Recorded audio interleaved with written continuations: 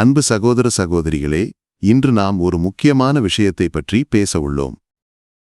குளியலறையில் உழு செய்வது சரியா தவறா? இன்றைய காலத்தில் நம் வீடுகளில் குளியலறை ஒரு பொதுவான வசதியாக உள்ளது. பல நேரங்களில் வேறு வசதிகள் இல்லாததால் குளியலறையில் உழு செய்ய வேண்டிய நிலை ஏற்படுகிறது. ஆனால் இது சரியானதா? இதற்கு ஏதேனும் மரியாதைகள் உள்ளனவா? சிலருக்கு இது பற்றி சந்தேகங்களோ அல்லது கவலைகளோ இருக்கலாம். இன்று இஸ்லாமின் வெளிச்சத்தில் இந்த விஷயத்தை விரிவாக ஆராய்வோம். முதலில் தனித்த கழிவறை, அதாவது மலமூத்திர விசர்ஜனத்திற்கு மட்டும் பயன்படுத்தப்படும் இடம். இங்கு உழு செய்வது கராஹத்தாகும், அதாவது தவிர்க்கப்பட வேண்டிய ஒரு செயல். இது ஹராம் இல்லை, ஆனால் இதை தவிர்ப்பது உத்தமமானது. ஏன்?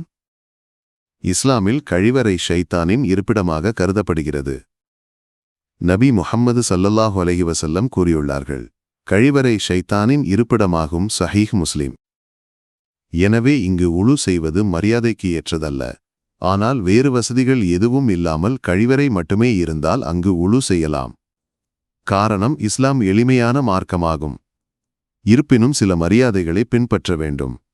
திக்ருகள், பிஸ்மி, குர்ஆன் வசனங்கள், துஆக்கள் ஆகியவற்றை உரக்க சொல்லக்கூடாது. மனதில் மட்டும் ஓத வேண்டும். கழிவறை சுத்தமாகவும் நஜஸ் அசுத்தம் இல்லாதவாறும் இருக்க வேண்டும். அடுத்து தனித்த குளியலறை, அதாவது குளிப்பதற்கு மட்டும் பயன்படுத்தப்படும் இடம். இங்கு உழு செய்வது ஜாய்ஸ் ஆகும், அதாவது முற்றிலும் அனுமதிக்கப்பட்டது. ஆயிஷா ரலியல்லாஹு அன்ஹா அவர்களிடமிருந்து வரும் ஹதீஸில் நபி முஹம்மது ஸல்லல்லாஹு அலைஹி வஸல்லம் குளிக்கும் இடத்தில் உழு செய்ததாக கூறப்பட்டுள்ளது. எனவே குளியலறையில் உழு செய்வதற்கு எந்த தடையும் இல்லை. இங்கு திக்ருகள், பிஸ்மி, குர்ஆன் வசனங்கள், உழுவின் துஆக்கள் ஆகியவற்றை மெதுவாக ஓதலாம், தவறில்லை. பின்னர் ஒருங்கிணைந்த குளியலறை, அதாவது கழிவறையும் குளியலறையும் ஒரே இடத்தில் இருக்கும் இடம். இன்று நம் வீடுகளில் இத்தகைய குளியலறைகளே அதிகம். இங்கு உழு செய்வது அனுமதிக்கப்பட்டது, ஆனால் சில கவனங்கள் தேவை.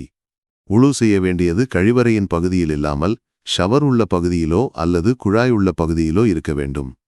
கழிவறையிலிருந்து நஜஸ் அசுத்தம் தெரிக்க வாய்ப்பு இல்லையெனில் இந்த பகுதியில் உழு செய்யலாம்.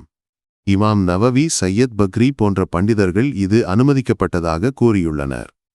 இங்கும் திக்ருகளை மெதுவாகச் சொல்லலாம். சிலருக்கு ஒரு சந்தேகம் இருக்கலாம், குளியலறையில் உழு செய்தால் சுத்தமோ தொழுகையின் ஏற்புத்தன்மையோ பாதிக்கப்படுமா? இது தவறு. உழு சரியான முறையில் சுத்தமான இடத்தில் செய்யப்பட்டால் அது ஏற்கப்படும்.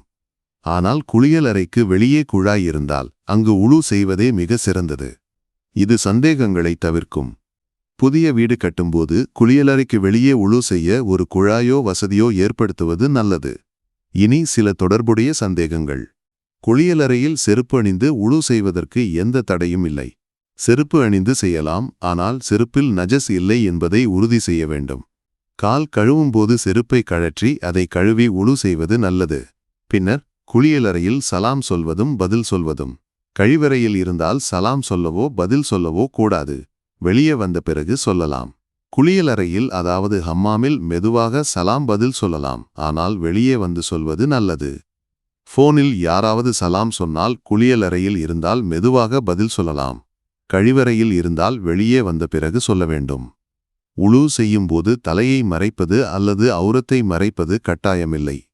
மறைக்காமல் உழு செய்தாலும் சரியாகும். ஆனால் மறைத்து செய்வது உழுவுக்கு மரியாதையாகும்.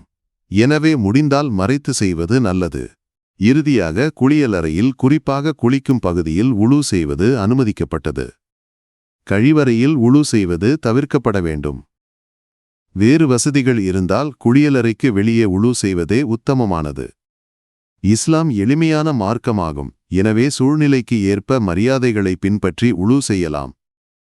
இதன் மூலம் உங்கள் சந்தேகங்கள் தீர்ந்திருக்கும் என்று நம்புகிறேன்.